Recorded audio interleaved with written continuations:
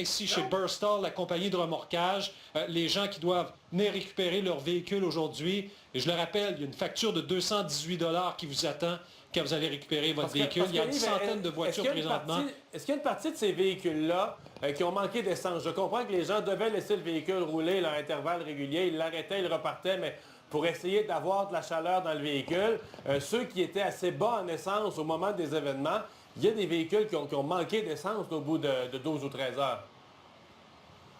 C'était de la survie hier carrément pour les gens. Oui, les gens laissaient rouler leur véhicule pour avoir le chauffage, mais d'autres ont manqué d'essence. Alors, une personne est partie de son véhicule, est allée se réfugier dans le véhicule qui se trouvait derrière ou devant. C'est ce que me racontait un témoin tantôt. Mario, on vous revient plus tard au TVA Midi avec d'autres réactions. Restez avec nous en direct sur TVA Nouvelle LCN. Merci Yves. Et bon, la situation, on vous l'a dit, là, ça a été très long avant d'appeler plus de secours. Ce matin, à l'Assemblée nationale, les ministres Laurent Lessard et Martin Coiteux ont tenté d'expliquer la situation, de justifier la façon d'agir de leur ministère. Dans les minutes qui ont suivi, le premier ministre, M. Couillard, s'est pointé devant les journalistes, montrant, lui, plus d'impatience par rapport à la situation. Ça rebondit à la période de questions. Jean-François Lisée, chef du Parti québécois, a été assez dur avec les ministres du gouvernement. Bonjour, M. Lisée. Bonjour, Mario. La tempête n'est quand même pas de la faute du gouvernement, là. Non, la tempête n'est pas de la faute du gouvernement. On est au Québec, c'est l'hiver, il neige, des fois il neige fort, puis des fois on le sait plusieurs jours à l'avance. Et dans ce cas-ci, on le savait plusieurs jours à l'avance. Et vous, comme moi, et comme les 1000 personnes qui ont été prises dans leur voiture, on avait l'impression qu'on était correctement gouverné par des gens qui avaient pris des mesures préventives en se disant, bien, s'il y a des gens qui sont pris, on va pouvoir répondre dans un délai raisonnable. Et là, de toute évidence, on se rend compte ce matin que ces mesures-là n'ont pas été prises. Il n'y a personne qui a organisé une cellule de crise à la sécurité publique ou au ministère des Transports pour dire, bon, bien, imaginons le scénario moyen, le scénario léger, le scénario le pire. Est-ce qu'on peut répondre à toutes ces situations-là? Écoutez, c'est tellement lamentable que ce matin, le premier point de presse du ministre des Transports, ce n'était pas à 6 heures du matin parce qu'il avait été réveillé à 3 heures par ses services pour dire il y a une urgence, il faut que vous soyez aux commandes. Même chose pour le ministre de la Sécurité publique. Ils sont pointés à 9h20 devant les journalistes, pas organisés, ils ne savaient pas quoi répondre. Ils étaient complètement pris au dépourvu par la situation. Puis ensuite, le premier ministre est sorti pour venir chigner, pour dire que c'était bien épouvantable. Mais leur responsabilité à eux, là, c'était de prévoir et d'agir, et de toute évidence, ils n'ont pas été à l'auteur. Ouais. Si vous aviez à décortiquer des reproches, là, autant au gouvernement, aux ministères impliqués, par rapport à l'action, par rapport à la communication, il y a quand même des gens qui ont été là 12-13 heures.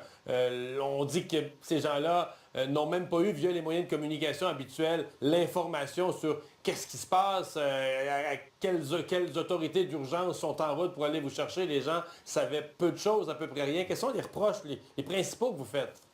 Bien, c'est qu'il n'y a pas eu de préparation au pire.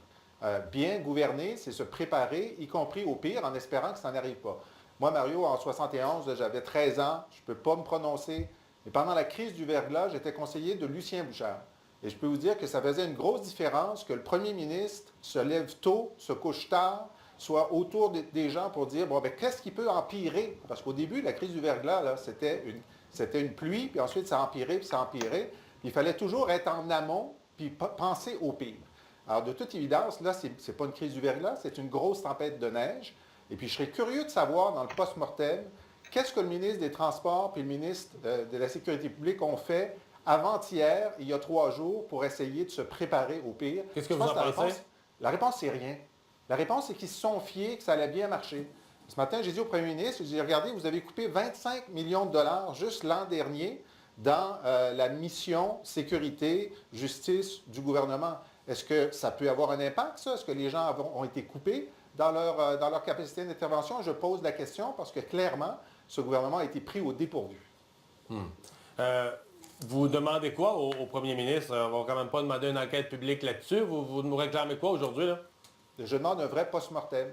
Qu'est-ce qui a fait en sorte que des citoyens québécois en zone métropolitaine, là, pas en Ungava, là, en zone métropolitaine, ne puissent pas être secourus dans un délai raisonnable, 1 heure, 1 heure et quart, 1 heure et demie peut-être, mais 10 heures, ça ne devrait pas exister au Québec de 2017. Alors comment ça se fait que ça a existé? Vous pensez quoi du fait, et là, je vous dis, là, je vous pose la question, c'est à chaud pour moi comme pour vous. Yves Poirier vient de nous dire, dans la cour où les véhicules ont été remorqués, vous l'avez peut-être entendu là, dans votre oreillette, dans la cour où les véhicules ont été remorqués, qu'on va charger aux citoyens qui ont passé la nuit sur l'autoroute 13, laissés à eux-mêmes, on va leur charger 218$ pour le remorquage de leur véhicule. Vous trouvez ça acceptable? C'est scandaleux. C'est scandaleux. Encore là, j'étais conseiller de Lucien Bouchard, Mme Marois au Lac-Mégantic. Là, normalement, là, si on était bien gouverné, dans les minutes qui suivent, il y aura un communiqué de presse du bureau du premier ministre qui dit que gardez vos factures, on va vous rembourser d'ici une semaine. Et puis, pour ceux qui n'ont pas été facturés, là, on dit aux compagnies de ne pas facturer puis de nous envoyer les factures. Ça, si on était bien gouverné, c'est ça qui se passerait immédiatement. On va surveiller ça. Merci, M. Lisée.